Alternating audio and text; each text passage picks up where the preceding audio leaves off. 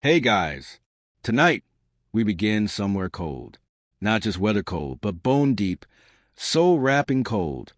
The kind that creeps through the gaps in your boots, your clothes, even your dreams. We're sailing into the world of the Vikings. But forget what you've heard. No screaming warriors, no axe-swinging berserkers. Not yet. Tonight, we're watching them do something quieter, stranger, more human. We're watching them go to bed. Because the Vikings had a very different relationship with sleep. Two-part nights, family bundles, midnight prayers, goat duty rotations, and maybe a few ghosts. So dim the lights, wrap yourself in a fur blanket, because we're crawling into a Viking longhouse as the sun disappears and the night begins. The year is 896 AD. Winter is setting in across Scandinavia, and daylight is a stingy visitor. The kind that drops by mid-morning and disappears before dinner. Inside a wooden longhouse nestled in a frostbitten valley, the people of a small Norse farming clan are finishing their final chores of the day.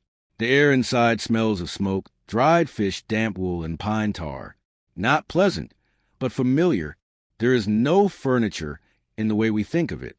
Just benches, hay, and raised platforms along the wall. No beds, no pillows. Only animal hides, woven blankets, and bodies stacked close like firewood. But it wasn't uncomfortable, at least not to them. This was routine. This was warmth. This was life. Dinner is over. Salted mutton, barley gruel, perhaps a few stolen berries if they haven't all frozen. Children giggle softly, teeth chattering as they curl beside their parents. An older man coughs into the firelight, and in one shadowed corner, a woman sharpens a needle under candle glow, mending a tear in someone's tunic. But they're not in a rush to sleep, because in Viking life, nighttime wasn't a solid block. It was made of two parts. Two stretches of sleep with something else in between. They called the first part simply the first sleep. It would begin not long after sundown, early, especially in winter, when the sun could vanish before 4 p.m., The process of winding down was different from today's frantic scrolling or streaming. Here, people spoke softly. They sang. They told stories. Not to pass time, but to survive it. Stories were insulation, protection from boredom, from fear, from the unknown things in the dark. And the stories weren't all glorious tales of Thor's hammer or Odin's ravens. Some were cautionary, terrifying, about ghosts, forest spirits, and Draugr, the undead who wander frozen burial mounds and sometimes slipped into unwatched doors, doors that needed to be shut. One man rises, muttering under his breath, and fastens a heavy plank that blocks the entry. No locks, just wood and faith. There are nearly 20 people in this longhouse. Most are related by blood or marriage. A few are servants. One is a wandering blacksmith who traded work for a place to sleep until the snow melts. They sleep together, and that is literal. No modesty, no separation.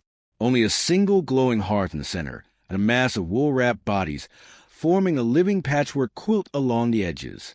The youngest are placed at the warmest points, nearest the fire. The elders, often quiet and watchful, settle along the outer rim. In the far back corner, two goats snort softly in their straw pen.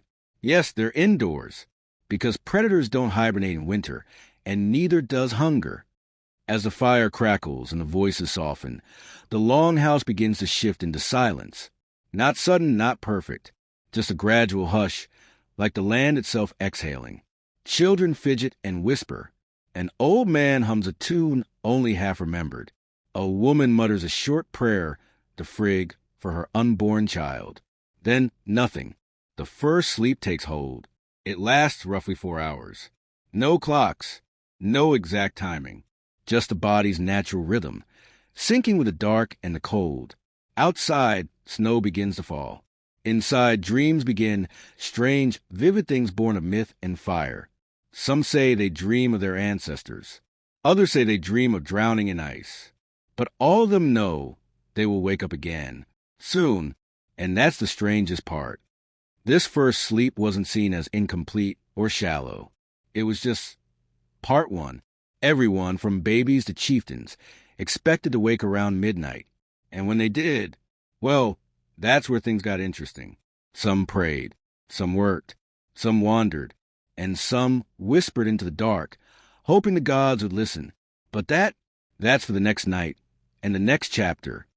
So the next time you find yourself staring at your ceiling at 2 a.m., don't panic. You're not broken. You're not wired wrong. You're just doing what Vikings did. You're in the middle of the night, right where you're supposed to be. The room is silent, but not asleep. The fire hasn't gone out, only dimmed. Ashes shift, with groans faintly in the roof beams above. And then movement. A woman stirs near the hearth, stretching her shoulders beneath a heavy wool wrap. Beside her, a young boy blinks slowly, half dreaming. An old man coughs into the darkness. They do not panic. They do not question. They simply wake, as expected, because for the Vikings, the middle of the night was not the end of sleep. It was the space between. This period, roughly an hour or two, was called nothing official. No name carved into stone or sung in saga, but it was part of the rhythm of Viking nights. A pause, a breath, a ritual. Those who stirred first often took the role of rekindling the fire. There was no formal duty, only habit. A teenage boy in a deerskin tunic kneels beside the hearth and gently feeds dried twigs into the coals. Sparks leap up, catching light against the beams above. Fire meant more than warmth. It meant protection, family, memory. A weak fire was an omen. A healthy blaze was security. One of the men pulls on a thick cloak and steps toward the door. He doesn't need to speak. Everyone knows what he's doing. He's checking the goats. Vikings might be famous for ships and swords, but at the heart of their daily lives, especially in winter, was livestock. A sick animal meant hunger. A missing goat meant disaster. He lifts the wooden bar from the door, opens it just wide enough to slip through. Frosted wind swirls in. Outside, snow covers the path to the lean-to where the goats are kept. He listens. Nothing but wind and breath. He returns in a few minutes, stomping the snow from his boots, satisfied. Someone mutters, "No wolves tonight." Someone else replies, "Then maybe spirits." A half joke. Half. No one laughs. Inside the longhouse, the light grows. Not much, just enough to see by. A woman near the back wall uses the time to mend a sleeve. She works quickly but without urgency, her fingers used to this quiet hour. Next to her, an elderly man sharpens a knife with stone, pausing every few strokes to glance toward the fire. This isn't unusual. In fact, for them, it feels almost peaceful. The space between sleeps was useful. There was no rush, no pressure. In some houses, this might be when shoes were relaced or scraps of hide stitched into next season's gloves. Quiet work, done by firelight, in a house that slept around them. Not everyone worked. Some simply talked. A young couple sits facing one another, legs tucked under shared fur. They speak softly, their words drifting like smoke. "Do you think the fjord will freeze fully this year?" "No, too much salt, but near the shallows, maybe. I had a dream. The sea turned black." He doesn't laugh. He nods, serious. "What did you eat before sleep?" "Barley and a little dried fish." "That'll do it." But they both know dreams mean more than food. This midnight hour was often used to reflect on dreams from a first sleep, and the Vikings didn't take dreams lightly. To them, dreams were messages, sometimes from the gods, sometimes from the dead, occasionally from the mind's own fears, but never meaningless. An old woman murmurs beside the hearth, "My sister came to me tonight. In the dream, she said the snow will be heavy, but we will be safe." No one questions her. They just nod. Interpretation of dreams was deeply personal, but also communal. Some clans had elders known for interpreting dreams. Not formal seers, just people who had lived long enough to understand symbols. A falling tree might mean death. A warm wolf could be protection. A bridge with no other side. That was never a good sign. For some, this was the hour of prayer. Not the loud, dramatic kind, but quiet invocations whispered into the dark. A woman might hold a small carved token of Thor and ask for strength. A man, afraid for his brother on a voyage, might whisper to Njord, god of sea and wind. Viking religion wasn't built around temples. It lived in home, the hearth, the snow-covered hills and thunderstorms above. The gods weren't far-off monarchs. They were neighbors, sometimes helpful, sometimes cruel, and midnight was the best time to reach them. There was one more thing that often happened in this quiet time, and it happened across cultures, not just in Viking lands. Couples used the midnight hour for closeness. With the children asleep and the house quiet, this was the rare moment of privacy. Soft laughter, quiet hands, a shared blanket pulled a little higher. No one talked about it openly, but everyone knew. And in a world without clocks, without scheduled shifts and strict routines, the rhythm of the body matched the rhythm of fire and silence. Slowly, the house begins to settle again. A woman folds her mending and tucks it away. The man finishes sharpening his blade and places it by his bedroll. A child rolls over, sighing into his wool blanket. The fire is steady now, not roaring, but warm. Those who had woken begin to lay back down. No signal, no command, just a shared knowing. They slip once more beneath the furs, pull a sleeping child close, close their eyes, and the second sleep begins. This one will last until dawn.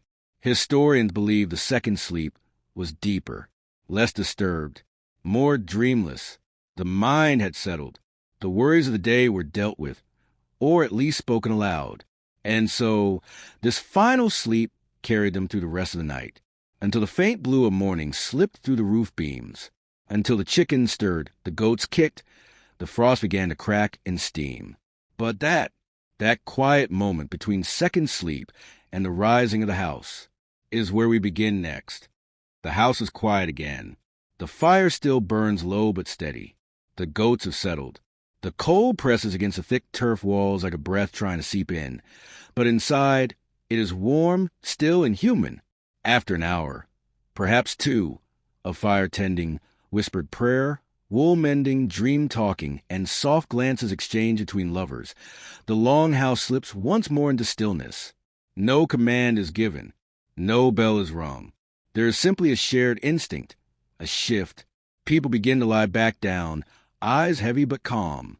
The second sleep begins. Unlike the first sleep, which often included vivid dreams and the leftover noise of the day, the second sleep was different. It was quieter, not just around them, but within them. People didn't dream as much, or if they did, they often couldn't remember. The second sleep was deeper, slower. It carried them to the threshold of morning. Where the first sleep was mythic, dramatic, full of visions, the second was sacred in a different way. It was the Viking answer to surrender, to let go of the night and allow the body to drift fully, peacefully, into the hands of the gods. You might ask, why not just sleep once and be done? The answer is, because their world shaped their rhythm.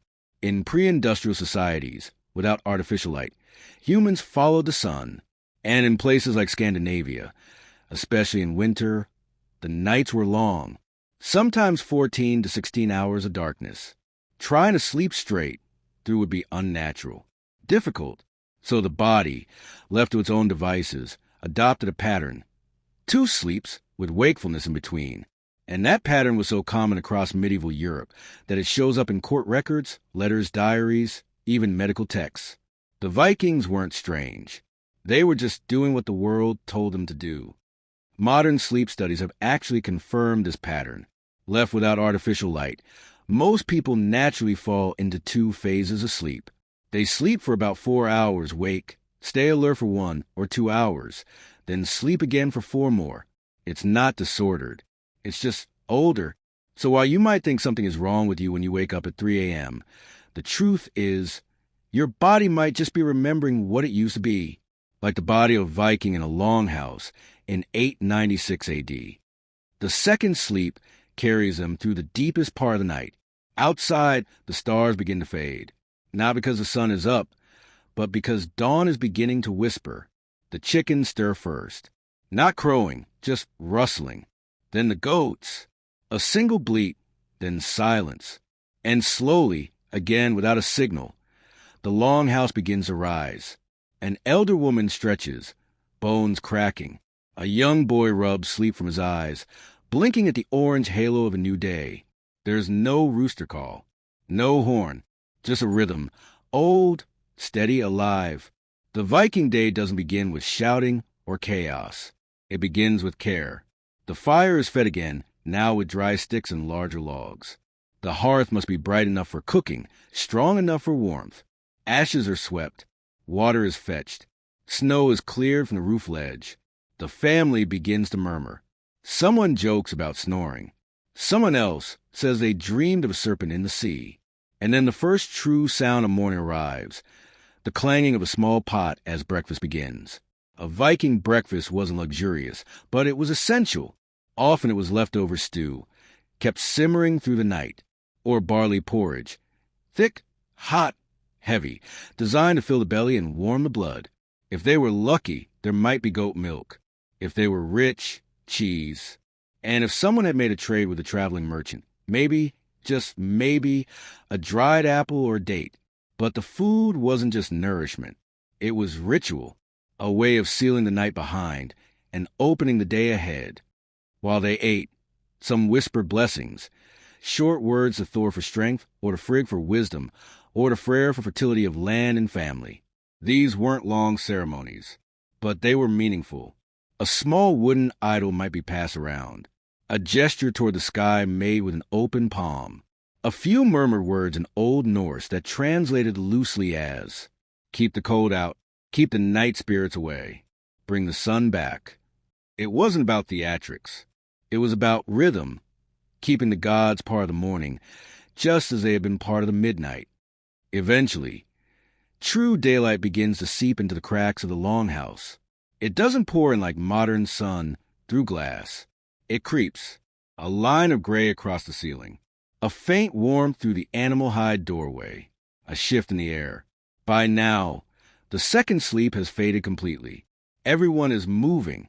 The children begin chores. The women gather snow to melt for water. The men check the tools, the animals, the sky, and the memory of the night, its fire, its whispers, its sacred silence, fades quietly into the background, but it lingers, not in words, in rhythm. To the Vikings, night and sleep weren't interruptions. They were part of life, as sacred as mead halls and battlefields, as meaningful as marriages and funerals. The cycle of first sleep, the midnight hour, and second sleep wasn't strange. It was home. And as the day begins, frost crunching underfoot, hammers clinking on iron, children laughing near the goat pens, the longhouse breathes again. But come sundown, it will return to that rhythm. And so will we, next time,